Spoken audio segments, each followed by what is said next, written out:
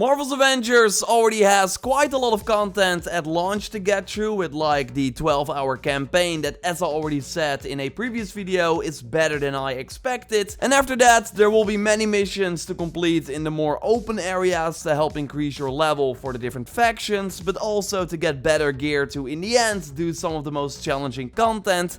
And now we got a better idea of what the endgame content is, and actually got some footage of that as well. There was a recent 1.04 update that I quickly want to touch on, and also what the future brings in terms of a lot of extra free content, new heroes, regions, and way more. So a lot to go over. A like on the video would really help the channel out. And let's go. And by the way, kicking off a special weekly giveaway for a 2000 credit pack in Marvel's Avengers, so you do not have to spend any money, but can still buy some nice items out of the marketplace.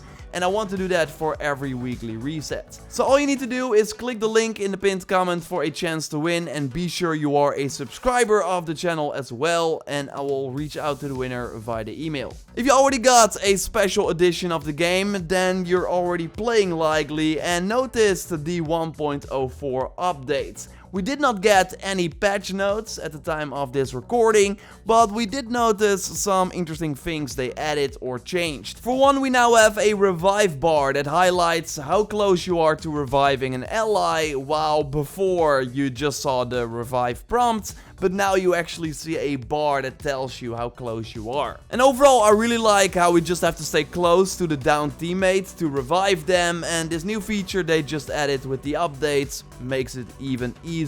Another thing they added are weekly challenges that you may have already seen upon logging in. I'm not sure if it's bugged right now and that we don't see any progress yet, but it should give a fun extra reward like nameplates if everyone playing on your platform completes the dedicated objective. And yeah, let's be real, this will totally be possible in the launch week. So pretty nice that they're already tweaking and adding new things directly after the day one update. But there are still some issues in the game right now, like for cosmetic patterns that should give you something in return upon delivering them.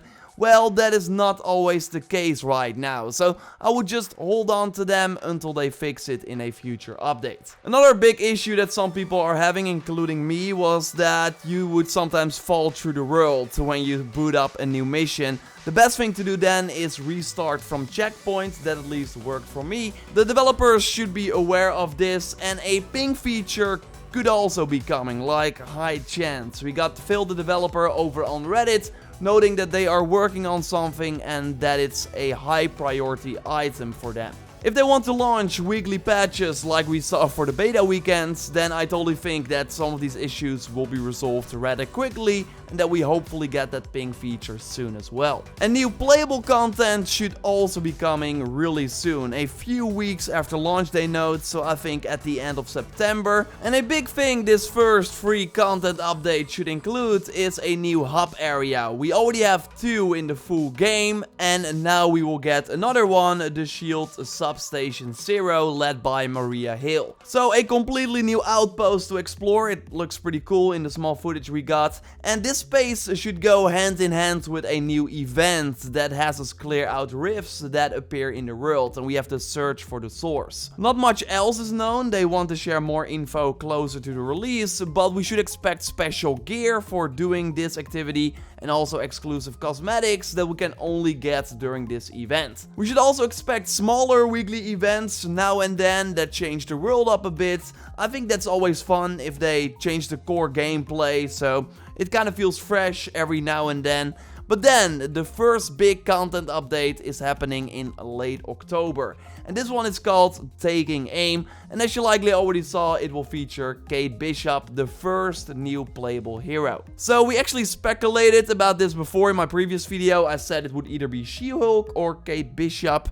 And yeah, we get Kate Bishop before Hawkeye, although their story will be connected. Because with every new hero they release, we also get new story missions. And this time time it will of course be about Kate Bishop, and it will take place directly after the main game campaign. It will include a new villain that we will then have to defeat with Kate, but I hope this new villain then also appears in villain zones. That would be awesome. And a cool fact about Kate Bishop is that she is being voiced by Ashley Burch, who we of course know from many games, including as Aloy from Horizon Zero Dawn. And I gotta say, it was pretty strange to hear her talk like Aloy in that trailer. Like, listen to this.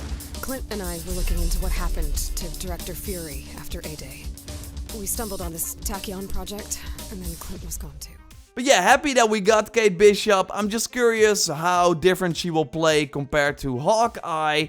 And I really hope that they will not be too similar, because then Clint will already be familiar when he releases in November. And yeah, then we also get a brand new storyline that was actually blurred out in the war table. And that was likely because they made some last minute changes to the stream.